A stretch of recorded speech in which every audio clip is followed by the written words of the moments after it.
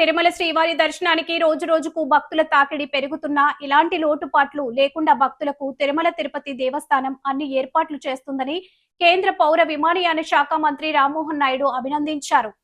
VIP ప్రారంభ విరామ దర్శన సమయంలో కుటుంబ సభ్యులతో కలిసి ఆయన స్వామివారి సేవలో పాల్గొన్నారు. అలిపిరి నుంచి మెట్ల మార్గం ద్వారా కాలినడకన కొండపైకి వచ్చి స్వామివారి మొక్కును తీర్చుకున్నారు. టీటీడీ అదనపు ఈవో వెంకయ్య చౌదరి, కేంద్ర మంత్రి రామ్మోహన్ నాయుడు ఆయన కుటుంబ సభ్యులకు స్వాగతం పలికి దర్శన ఏర్పాట్లు చేశారు.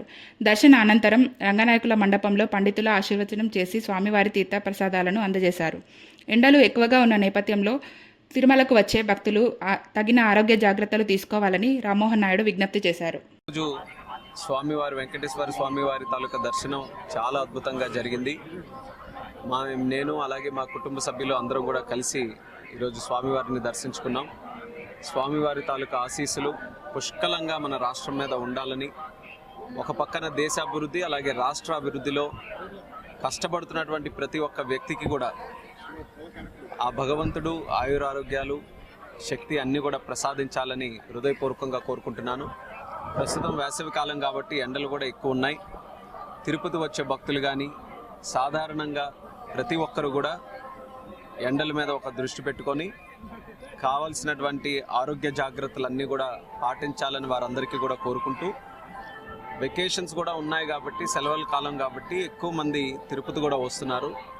నేను దానికి ప్రత్యేకంగా ఈఓ గారికి, జేఓ గారికి, చైర్మన్ గారు, ఇక్కడున్న team members, TTD team members అందరికీ కూడా అభినందించాలనుకుంటున్నాను. ఎందుకనంటే రోజు రోజుకి ఒత్తిడి పెరుగుతున్నా, భక్తుల తాలూకా తాకిడి పెరుగుతున్నా ఏర్పాట్లలో మాత్రం ఎక్కడా లోటుపాట్లు లేకుండా, నిన్న నేను కాలినడకతో అలిపిరి నుంచి మెట్ల ద్వారా వచ్చిన తర్వాత చూశాను.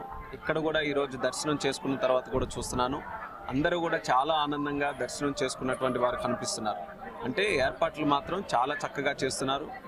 భోజనంలో, ప్రసాదంలో, క్వాలిటీలో ఎక్కడా కూడా తగ్గకుండా, మరి వాళ్ళకి కావాల్సినటువంటి సౌకర్యాల్లో కూడా అన్ని రకాలుగా ఏర్పాటు చేస్తున్నారు. వాళ్ళకి ప్రత్యేకంగా అభినందిస్తూ మరొకసారి ప్రజలందరికీ కూడా ఆ భగవంతుడి తాలూకా ఆశీస్సులు, కలియుగ వెంకటేశ్వర స్వామి తాలూకా ఆశీస్సులు పుష్కలంగా ఉండాలని కోరుకుంటూ సెలవు తీసుకుంటాం.